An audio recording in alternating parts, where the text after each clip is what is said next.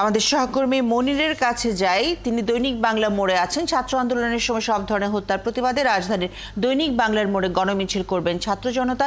এরই মধ্যে অনেকেই যুক্ত হয়েছেন সেখানে আছেন আমাদের সহকর্মী মনির মিল্লাত। আরো খবর জানাতে যুক্ত হচ্ছি তার সঙ্গে। মনির, জুমার নামাজ শেষ হয়েছে, গণমিছিল বিভিন্ন জায়গায় শুরু হয়ে গেছে।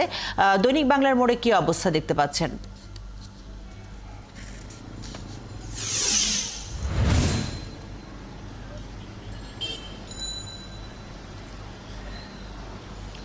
দেখুন, শুরুতে একটু বলে রাখি যে আজকে এই যে ছাত্র জনতার গণমিছিল কর্মসূচি বৈষম্য বিরোধী ছাত্র আন্দোলনের পক্ষ থেকে দেওয়া হয়েছিল, সেই কর্মসূচিকে ঘিরে আমরা দেখছিলাম যে একেবারে নামাজ শুরু হওয়ার আগ থেকেই বাইতুল মোকাররম জাতীয় মসজিদ ঘিরে আইনশৃঙ্খলা রক্ষাকারী বাহিনীর ব্যাপক নিরাপত্তা ব্যবস্থা, এবং নামাজ শেষেও কিন্তু সেটি এখন পর্যন্ত আছে। এবং আমরা যেটি জেনেছি যে নামাজ শেষ হবার পরপরই বাইতুল মোকাররম জাতীয় মসজিদ থেকে ছাত্র জনতার ব্যানারে যে গণমিছিল হবার কথা, সেই একটি মিছিল কিন্তু বাইতুল মোকাররম থেকে এরই মধ্যে বেরিয়ে গেছে। আমি যেহেতু দৈনিক বাংলা মোড় হয়ে এই মুহূর্তে আসলে ফকিরাপুল মোড় যেটি রয়েছে সেই জায়গাতে আছি, এইখানে এই জায়গাগুলোতে এখন পর্যন্ত এই যে কর্মসূচি ছাত্র জনতার গণমিছিল, সেই কর্মসূচি এখন পর্যন্ত এই এলাকাতে আমার চোখে পড়েনি। তবে আইনশৃঙ্খলা রক্ষাকারী বাহিনীর যে নিরাপত্তা বলয়, তাদের যে অবস্থান, সেটি কিন্তু আসলে আমরা রাজধানীর যে গুরুত্বপূর্ণ যে মোড় যেগুলো রয়েছে সমস্ত মোড়ে কিন্তু সেরকম পরিস্থিতি দেখছি যে আইনশৃঙ্খলা রক্ষাকারী বাহিনীর সদস্যরা তারা বিভিন্ন জায়গায় অবস্থান নিয়ে আছেন এবং যে কোনো ধরনের পরিস্থিতি মোকাবিলা করবার জন্য তাদের পক্ষ থেকে এক ধরনের ব্যবস্থা রাখা হয়েছে।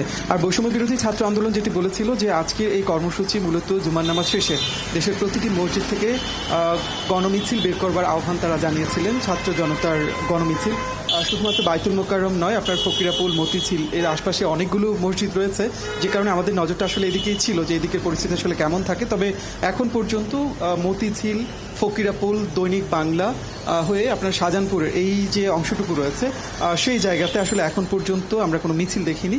আর যে মিছিলটি আমরা বলছিলাম যে বাইতুল মোকাররম মসজিদ থেকে বেরিয়েছে, সেই মিছিলটি আমরা জেনেছি যে কাকরাইলের দিকে এগিয়ে গেছে। সেখানে আমাদের অন্য একজন সহকর্মী রয়েছেন, যে কারণে আসলে সেই মিছিলের আপডেট আপনাদের জানাতে পারছি না। তবে এখানকার যে পরিস্থিতি সেটি বলি যে এখন পর্যন্ত নামাজ শেষ হয়েছে, অনেকটা সময় হয়েছে, এদিকে এখন পর্যন্ত আসলে কোনো কর্মসূচি, কোনো মিছিল আমাদের চোখে পড়েনি। তবে আজকে সকাল থেকে আমরা দেখছিলাম যে বিচ্ছিন্নভাবে রাজধানীর বিভিন্ন জায়গাতে এই কোটা আন্দোলনকে ঘিরে যে হতাহতের ঘটনা ঘটেছে সেগুলোর প্রতিবাদ এবং সেগুলোর বিচার চেয়ে অনেক জায়গাতেই কিন্তু প্রতিবাদ হয়েছে।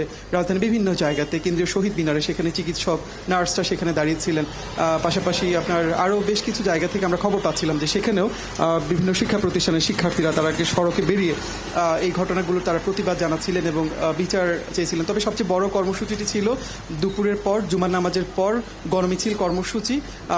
এই গণমিছিল কর্মসূচিরই খবর জানতে চাচ্ছি। আপনি খবর রাখতে থাকুন, আমরা পরবর্তীতে নিশ্চয়ই আপনার সাথে আবারও যুক্ত হব।